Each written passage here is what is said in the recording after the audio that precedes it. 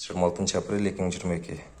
Президенттен баштап министр мэрге чейин, кече мэр мен акимге тапшырылды. Губернатор, транспорт министрлиги, ички иштер министрлиги, президент, министрлер кабинетинин төрагасына жиберилди. Ош Бишкек трассасында канча бул Базар Коргон шаарына канча светофор коюлуш керек? Биринчи этапта 21 светофор. Бул советскийнин картасы учурдагы мынакей круговой болуп сызылган экен. Калың катмар эл жайгашкан жерге круговой болбойт да, өтө кооптуу болуп калат. Бул Ош Бишкек трассасы, бул Ош жак, бул Бишкек, бул Арстанбаб, бул Абдырайымов Кудайкулу көчөсү. Бул жерде жаш балдар эки жакка жолго түшөт. Учурда деле мындай жолдун чекесинде кафелер бар. Бул тоскоолдук берет, адам өмүрүнө өтө коркунучтуу. Эгер круговой боло турган болсо, автоунаа тынбай калат дагы. Автоунаага жеңил, бирок жөө жүргүнчүлөргө өтө кыйын болуп калат. Ондай тыгындар болот да. Биздин сунуш кадимки эле мына стандарттуу ондай сунуш болуп атат азыр. Мынакей. Оштон келген жол бул Бишкекке.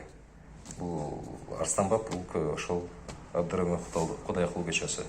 Бул жака мөөнөтүн көбүрөөк берип коюш керек, бул жактан азыраак кылып коюш керек, бир аз болгону.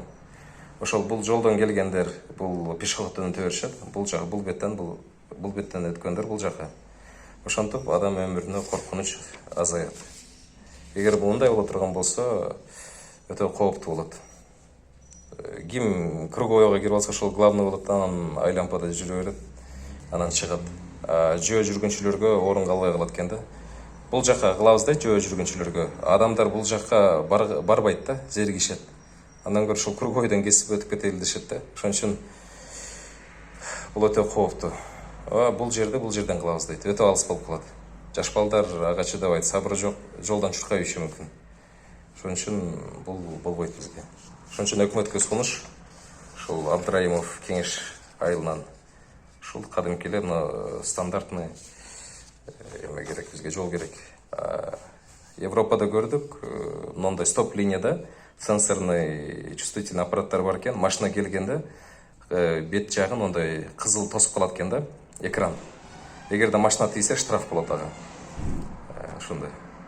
Эми андагы кыла турган ниетибиз бар. Буюрса азыр пока мына ушул долбоор өтүп калса, светофорду коюп беребиз деп атышат. Эме элдик демилге, эгерде өкмөт акча болбосо, жеке ошол жарандар коюп беребиз деп атышат. Ошондой. Ага кошо, биз көргөзгөн 21 светофорду дагы ошол жеке демилгелер коюп беребиз деген демилгечилер бар. Эгер өкмөттүн колунан келбесе, негизи өкмөт өзү коюш керек бул нерсени. Анан өкмөт койгондо баалар өтө кымбат болуп калат экен. 2 миллиондун тегерегинде бир эле светофор. Эгер Кытайдан алдыра турган болсок светофорлорду $1000 тегереги болуп калат экен да. Ошондой светофор $500, $1000. Анан установка майда чүйдөсү менен азыр баасын эсептей элекпиз, канча болот. Азыр ушу жалпы кайрылуу болот да. Мына азыр почтага дагы ошол